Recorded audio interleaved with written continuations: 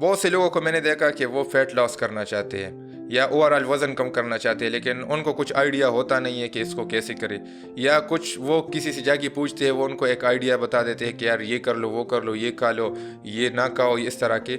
और अमूमन मैंने देखा है कि उन पर कुछ असर नहीं पड़ता उन बातों का, मतलब वो चीज़ें वो अप्लाई करते हैं, कोई फ़ायदा नहीं होता। तो अगर आप समझते हैं कि आपने रियलिस्टिकली फ़ैट लॉस करनी है या वेट लॉस करनी है, तो ये वीडियो आपके लिए है। ये वीडियो आपने एंड तक देखना है, और इसमें मैं आपको इस तरह ये चीज़ें एक्सप्लेन करूँगा ना कि सारी ज़िंदगी में ये चीज़ें आप नहीं भूलेंगे, और कुछ बेसिक सी बुनियादी सी चीज़ें बताऊँगा जो कि आपके अंडरस्टैंडिंग में बड़ी काम आ जाएगी और पूरी ज़िंदगी आपकी ये हेल्प करेगी, आप अपने वज़न को मेंटेन रख पाएंगे। तो चलिए शुरू करते हैं। सबसे पहली बात तो ये है कि यार फैट बनता क्यों है।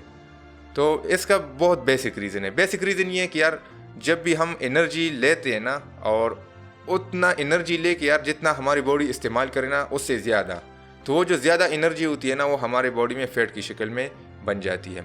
अब एनर्जी आती कहाँ से है?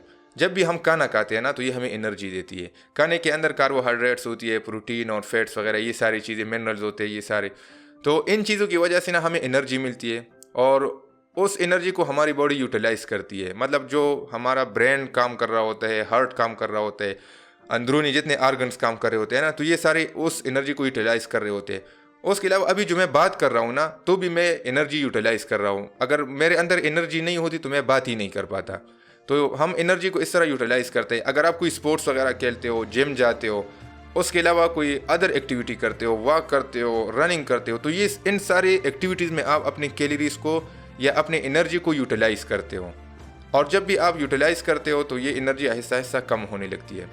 लेकिन अब यहाँ पे जो सोचने वाली बात है वो ये है कि यार आप कितना एनर्जी लेते हैं और आप यूटिलाइज़ कितना करते हैं। अब मिसाल के तौर पर आप रोज़ 2000 कैलोरीज लेते हैं एनर्जी की, लेकिन आप यूटिलाइज़ 1500 करते हैं। तो मतलब ये जो एक्स्ट्रा 500 आ गया ना, जो कि आपकी बॉडी यूटिलाइज़ नहीं करती, तो उसी को ये आपकी बॉडी फैट में कन्वर्ट करेगी। फैट बेसिकली है क्या है? ये स्टोर्ड फॉर्म ऑफ एनर्जी है। मतलब आपकी बॉडी ने अपने अंदर एनर्जी जो एक्स्ट्रा उसको मिलती है वो स्टोर करता जाता है। तो ये इसका बेसिक प्रिंसिपल है। अब आपको ये कैसे पता होगा कि एनर्जी मुझे कितनी मिल रही है? तो इसका जो आसान तरीक़ेकार है ना, तो जो खाना आप खाते हैं, आप गूगल पे उसका न्यूट्रिशन फैक्ट सर्च कर ले। मिसाल के तौर पर आप नाश्ते में 2 अंडे लेते हैं, तो आप गूगल में सर्च कर ले कि 2 एग्स न्यूट्रिशन फैक्ट्स। तो उसमें आपको वो पूरा डिटेल देंगे, पूरा टेबल देंगे कि यार 2 अंडों में या 1 अंडे में कितना न्यूट्रिशन होता है, कितने उसमें कैलोरीज होते हैं, कितना उसमें फैट्स, कार्बोहाइड्रेट्स वगैरह। तो उससे आपको अंदाज़ा हो जाएगा कि यार जो नाश्ता मैं करता हूँ ना, तो उसमें बेसिकली कितने कैलोरीज मुझे मिलते हैं। इसके अलावा जो आप बाकी दिन के मील लेते हैं ना, वो सारे कैलकुलेट करके वो ऐड अप कर ले, सम अप कर ले, जमा कर ले, तो आपको पता चलेगा कि यार मैं डेली 2500 कैलोरीज लेता हूँ, 2500 किलो कैलोरीज लेता हूँ, या उसके अलावा 3000 लेता हूँ। तो अब वो आपको पता चल जाएगा। अब वो आपको पता चल गया ना, फिर आपको आना है ये देखना है कि मैं कितना यूटिलाइज़ करता हूँ।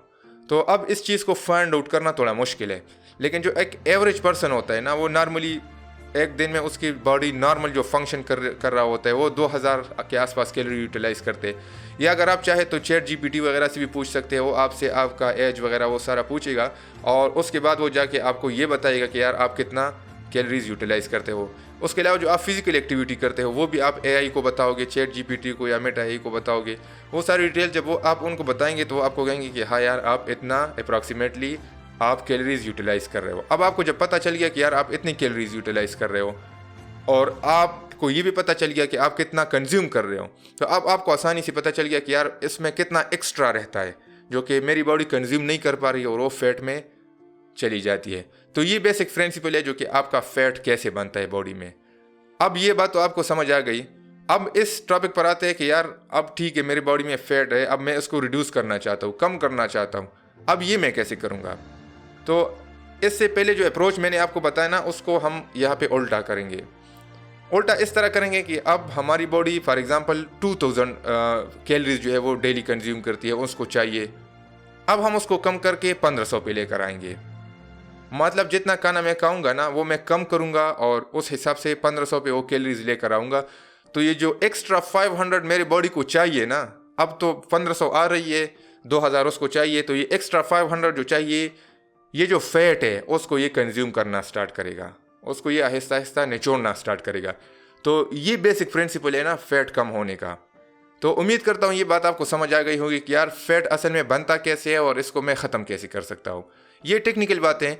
इसके अलावा आपको कुछ लोग कहेंगे कि यार ये करो, आप जो है ना पसीना ज़्यादा बहाओ।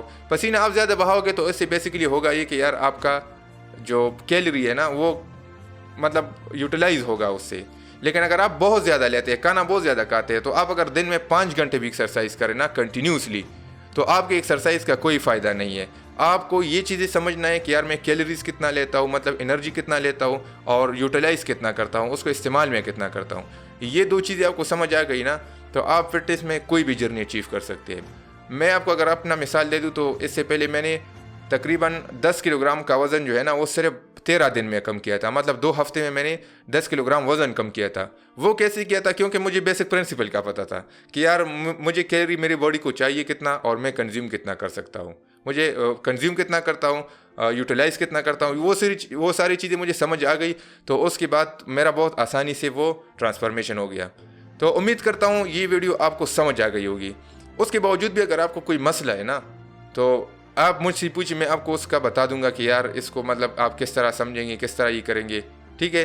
बाकी जो एक्सरसाइज वाली चीज़ है ना ये एक मैंडेटरी चीज़ है, ओवरऑल फिटनेस के लिए आपकी एक इम्पॉर्टेंट चीज़ है। लेकिन अगर आप कैलोरीज मतलब कम ले रहे हैं और ज़्यादा इस्तेमाल कर रहे हैं, इसको हम कैलोरी डेफिसिट कहते हैं, मतलब आप कैलोरी डेफिसिट में चल रहे हैं। तो अगर आप एक्सरसाइज ना भी करें ना तब भी आपका वेट कम होगा। मतलब एक्सरसाइज करना इतना ज़रूरी नहीं है जितना आपका ये कैलोरी डेफिसिट ज़रूरी है। लेकिन अगर आप कैलोरी सरप्लस में जा रहे हैं, आप कैलोरी लेते ज़्यादा है, इस्तेमाल कम करते हैं, एनर्जी लेते ज़्यादा है और इस्तेमाल कम करते हैं, तो आप दिन में 5 घंटे भी एक्सरसाइज करें ना तो कोई फ़ायदा नहीं होगा, आपका वज़न बढ़ता ही जाएगा। अगर आपको ये वीडियो अच्छी लगी हो तो इसको लाइक करें, इसको शेयर करें। कोई आपको लगता है कि यार कोई दोस्त है जो आपका इससे उसकी हेल्प हो सकती है तो ये उनके साथ शेयर करना मत भूलिए।